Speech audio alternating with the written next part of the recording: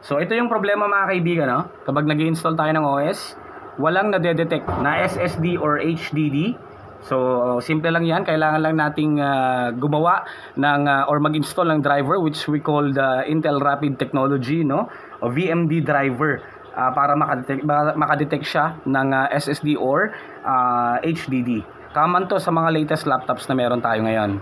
Okay. So una sa lahat, download muna natin ang rst.exe. Google tayo, then Intel Rapid Storage Technology.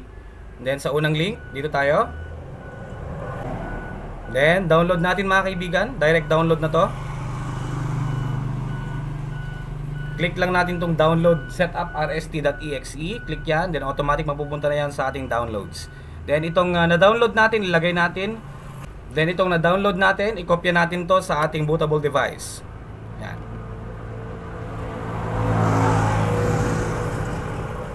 Okay, so na-i-copy na natin yan mga kaibigan. Alright, punta tayo dito sa may command prompt. Right click, run as administrator natin yan. Yes.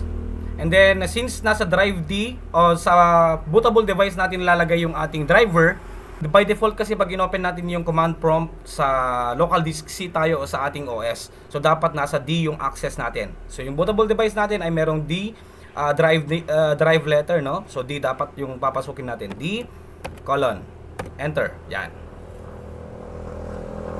Ngayon, nasa D na tayo mga kaibigan, no? Tignan nyo kung ano yung drive letter sa inyo. Pwedeng E, F, basta i-check nyo maigi. Basta i-check nyo lang. Narito naman yung command na kailangan nating i-enter.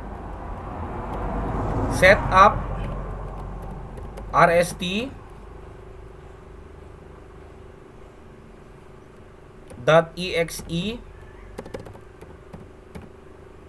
space dash extract drivers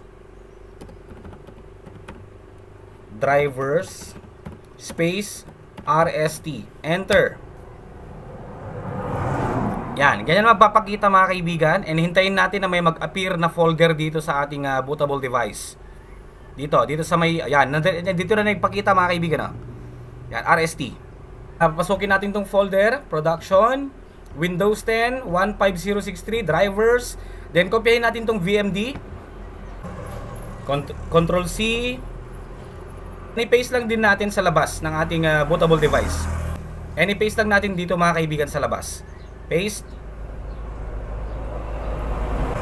That's it. We're ready to go. Pwede na natin itong i-install sa isang laptop na hindi makadetect ng SSD or HDD.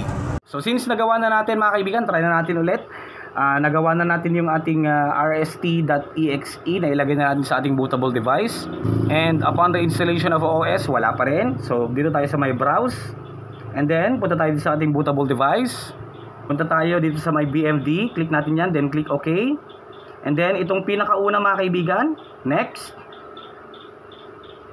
Hintayin lang natin na matapos yan hanggang sa magpakita yung mga drive, SSD or HDDs natin.